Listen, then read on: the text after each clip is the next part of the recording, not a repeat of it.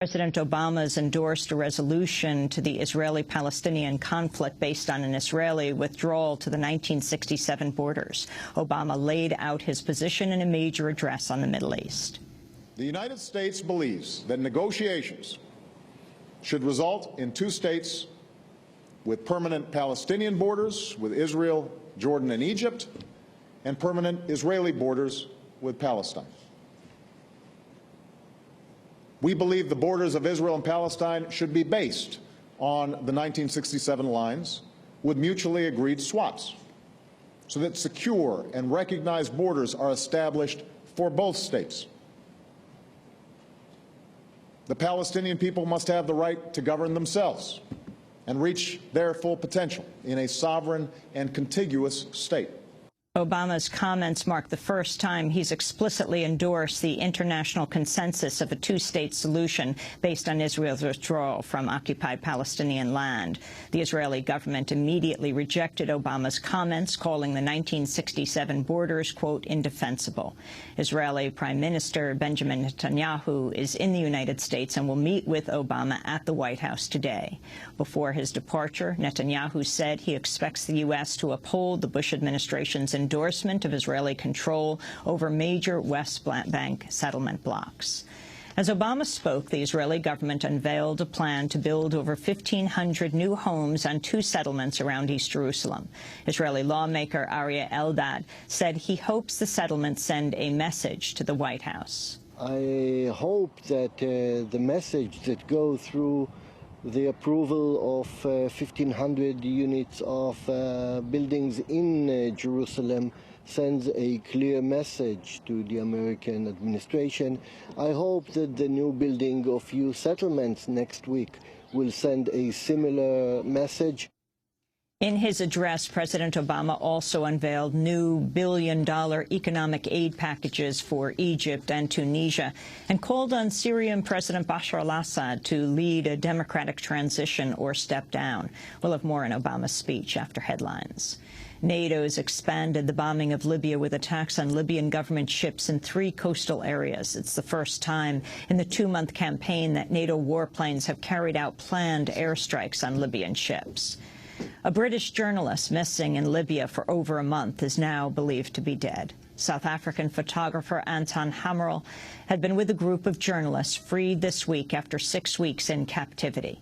2 of the journalists, U.S. reporters James Foley and Claire Morgana Gillis, say they witnessed Libyan forces shooting Hammerl in the stomach and leaving him badly wounded. They don't believe he survived the attack. In a statement, Hammerl's family denounced the Libyan regime, saying, quote, "From the moment Anton disappeared, we've lived in hope as the Libyan officials assured us that they had Anton.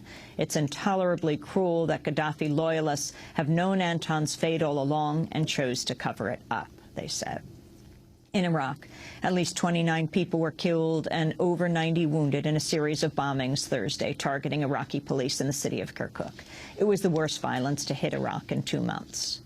Protests are continuing in Afghanistan in the aftermath of a deadly NATO raid and the ensuing killing of 14 demonstrators. Another 80 people were wounded on Wednesday when NATO forces fired on a large crowd protesting the raid. On Thursday, Afghan police fired into the air to disperse a crowd trying to storm the police headquarters in the town of Talabwan. At least 1 person has been killed and 10 wounded in a bombing of a U.S. convoy in the Pakistani city of Peshawar. The Pakistani Taliban is claiming responsibility for the attack. Thousands of people have taken to the streets of Spain protesting a round of austerity measures and calling for a boycott of major political parties in Sunday's regional elections. The protests began last week with a march denouncing high levels of youth unemployment. A large crowd has established a tent camp in Madrid's Puerta del Sol Square, defying an ordinance barring protests. I'll attempt to stay here tonight because I think it's very important to retake the streets that politicians have taken away from us to do their campaigning, preventing us from protesting. That's what we feel every day with lack of resources and a huge limitation of democracy. We cannot continue to tolerate this situation. The movement's rallying cry is, quote, "real democracy now." protesters have vowed to remain in the streets, and some have organized citizens' councils to begin debating proposals. Former International Monetary Fund Chief Dominique Strauss-Kahn has been granted $1 million bail following his arrest on allegations of attempted rape and sexual assault of a hotel maid. On Thursday, a New York judge agreed to allow Strauss-Kahn's release from Rikers prison to undergo 24-hour house arrest. District Attorney Cyrus Vance said a grand jury has indicted Strauss-Kahn on all charges.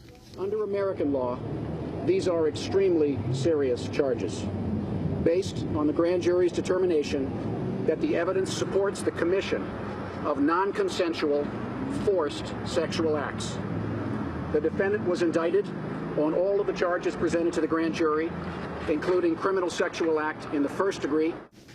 CIA Director Leon Panetta has confirmed torture played no role in the key intelligence coup that led to Osama bin Laden.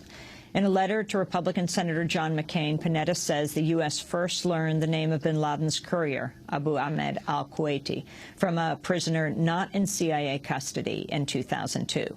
Panetta adds that some prisoners subjected to torture attempted to provide false or misleading information about Kuwaiti. Panetta concludes, quote, in the end, no detainee in CIA custody revealed the facilitator courier's full true name or specific whereabouts. This information was discovered through other intelligence means, he said. More details have emerged on the FBI raids and grand jury cases targeting peace activists nationwide.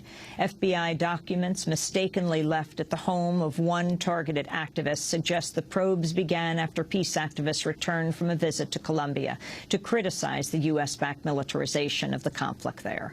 The documents also indicate the investigations have spread to 6 states, more than the 3 currently known of Illinois, Minneapolis, Minnesota, and Michigan.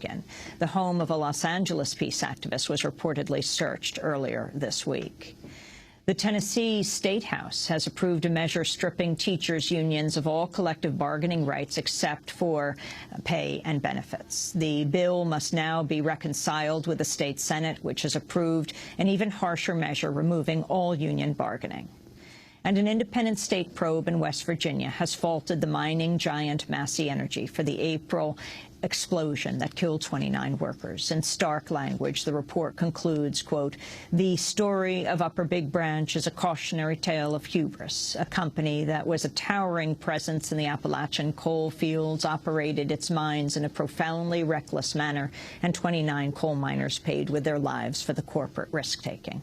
The probe was overseen by J. Davitt McAteer, a former head of federal mine safety. It echoes preliminary findings by federal investigators earlier this year that Massey repeatedly violated federal rules on ventilation and minimizing coal dust to reduce the risk of explosion, and rejects Massey's claim that a burst of gas from a hole in the mine floor was at fault.